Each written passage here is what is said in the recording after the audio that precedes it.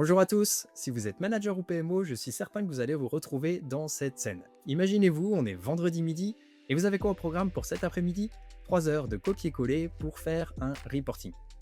Honnêtement, c'est frustrant et surtout c'est inefficace. Aujourd'hui, les informations sont éparpillées dans plein d'outils et c'est véritablement un défi de suivre vos projets en temps réel. On se retrouve avec une roadmap qui finalement est complètement déconnectée de la réalité du terrain et au moment où on la partage, elle est déjà dépassée. On vous demande de livrer plus vite, mais vous pilotez finalement un peu avec un train de retard. Aujourd'hui, je vais vous montrer comment briser ces silos et surtout comment reconnecter votre roadmap à la réalité du terrain pour reprendre le contrôle de vos projets. Chez iDo, nous avons accompagné des centaines d'équipes pour surmonter ces défis. Pas uniquement en configurant Asana, mais en les guidant dans une vraie transformation de leur méthode de travail pour atteindre un niveau optimal de productivité. En tant qu'expert de work management, notre rôle ne se limite pas à faire tourner des projets. Nous aidons les équipes à concevoir les bons processus, à automatiser les tâches récurrentes et à réunir toutes les parties prenantes dans un outil unique, collaboratif et évolutif. Pour bien commencer, un rapide rappel d'abord sur la façon dont l'outil Asana est construit. Là, vous avez sous les yeux une pyramide bâtie sur 5 étages. Le premier étage tout en bas, c'est l'étage des actions, l'étage des tâches. Dans Asana, une tâche, c'est l'action qu'on doit réaliser, c'est avant ce qu'on en avait dans un tableur qui dit que peut-être Julien doit commander telle machine pour tel projet, etc. etc. Au lieu d'appartenir à des tableurs, dans Asana, les tâches appartiennent à des projets. Et en fait, petit à petit, quand on va remonter la pyramide, l'idée c'est d'obtenir une vue macro de ce qui se passe dans l'entreprise. Et donc les projets, on va pouvoir les rassembler dans des portefeuilles, ce qui va constituer l'équivalent de vos roadmaps de projets. Et en fait, on peut imaginer aller beaucoup plus loin dans Asana parce qu'on pourra, mais ce n'est pas l'objet de cette vidéo, aussi y insérer les objectifs qui très souvent sont encore dans d'autres fichiers, d'autres tableurs différents, et aller jusqu'à la mission de l'entreprise. Un petit détail sur cette image, mais qui n'en est pas un, les traits ici que vous voyez entre les étages, c'est pas du tout pour l'esthétique, c'est de véritables connexions qui se sont faites automatiquement dans l'outil. Concrètement, ça veut dire que si par exemple cette tâche-là, quelqu'un la valide, en fait ça met instantanément le projet à jour, et si ce projet appartenait à une roadmap qui est construite via un portefeuille, cette roadmap est automatiquement mise à jour et vous me suivez, les objectifs qui y seraient connectés sont mis à jour et la mission avance pour l'entreprise. Voilà un rapide rappel, maintenant on va concrètement regarder à quoi ça ressemble dans l'outil. Nous voici maintenant dans Asana. Votre entreprise gère avec Asana tous les projets que vous avez lancés. Et donc on peut imaginer que par exemple votre équipe événementielle, marketing, votre équipe vente, votre équipe RH, la DSI, l'industrie, tout le monde gère ses projets dans Asana. Et vous en tant que manager et PMO, vous avez évidemment l'objectif de suivre vos équipes, la charge de vos équipes et l'avancement de vos projets.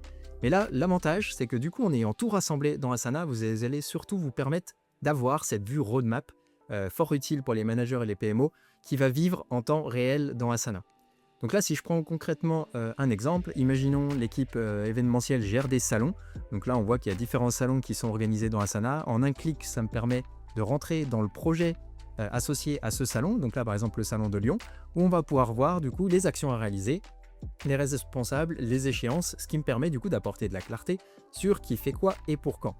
Très facilement, je peux jongler, passer d'un projet à l'autre. Pareil pour les autres équipes.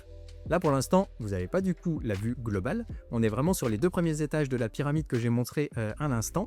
Et l'objet du jour, c'est de voir justement à quoi ressemblent ensuite les portefeuilles. Donc les portefeuilles, c'est au niveau du bouton travail de l'interface. Et ici, j'ai les portefeuilles.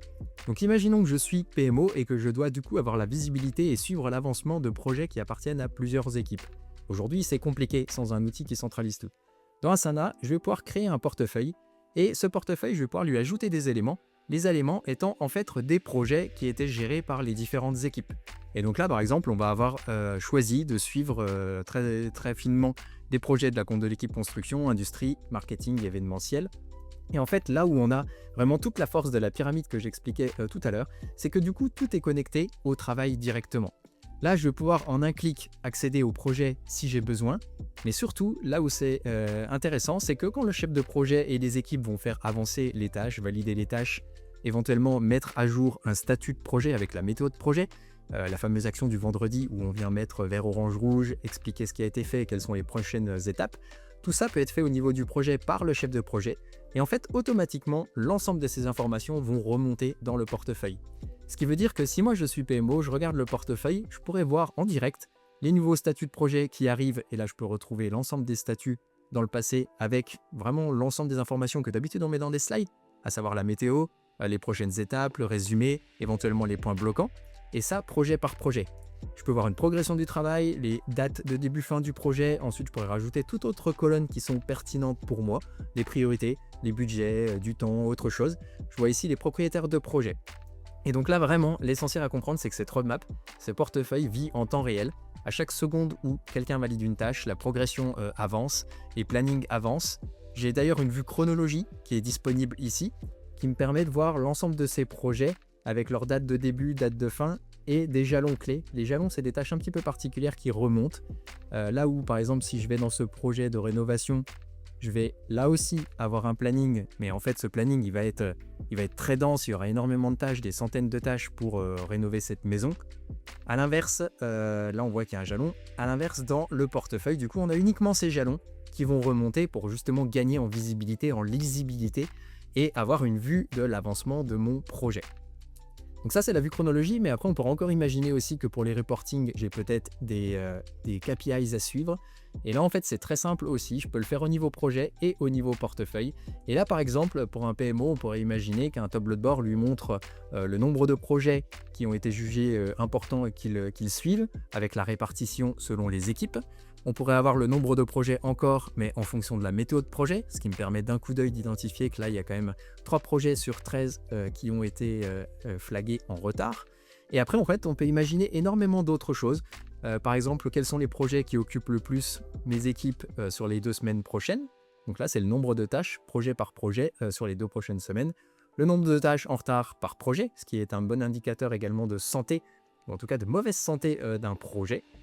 Le nombre de projets par chef de projet, le nombre de jalons à venir en fonction des différentes échéances, répartis par personne, ce qui me permettrait par exemple de voir que ici Sergueï, il va avoir 2 jalons à passer le même mois, donc ça c'est certainement un point d'intention et qui m'éveille l'intérêt pour que je le suive et que je vérifie que tout aille bien. Et ça vous permet, voilà, tous ces KPIs de bien suivre les projets. Ce que j'ai pas mentionné aussi, c'est que tout est cliquable. Donc si je clique ici, ça me permet de trouver directement les tâches en retard de ce projet. Je peux éventuellement cliquer dessus, voir le détail, relancer la personne. Donc c'est là où vous voyez que vous avez aussi cette capacité d'être quasiment au sommet de la pyramide, mais en un clic, de pouvoir replonger jusqu'au détail d'une tâche et de commenter avec la personne qui en est responsable. Donc on a vraiment verticalement traversé cette pyramide en quelques clics seulement. Voilà, donc ça c'est vraiment une approche que je vous incite à avoir. Vous allez vraiment gagner énormément de temps le vendredi à ne plus du coup chercher les informations qui sont partout. Vous allez du coup gagner en clarté, gagner en visibilité. Vous allez aligner plus sereinement et plus efficacement la stratégie de votre entreprise également. Et vous allez gagner surtout en efficacité, vous et vos équipes également, parce que ça leur permettra à eux aussi de gagner en sens par rapport aux actions qu'ils ont au quotidien et de bien comprendre pourquoi ils travaillent aujourd'hui.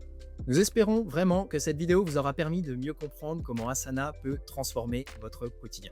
Évidemment, en 5 minutes, je n'ai fait qu'effleurer le potentiel d'Asana. Et sachez que nous avons accompagné des sociétés sur l'automatisation de leur processus, de lancement de projet, la réduction du temps en réunion. Si vous voulez savoir à quoi ça pourrait ressembler avec votre équipe, réservez directement une démonstration gratuite avec Aidu via le lien en description ou directement sur cet écran. Et faisons ensemble d'Asana un levier stratégique pour votre organisation.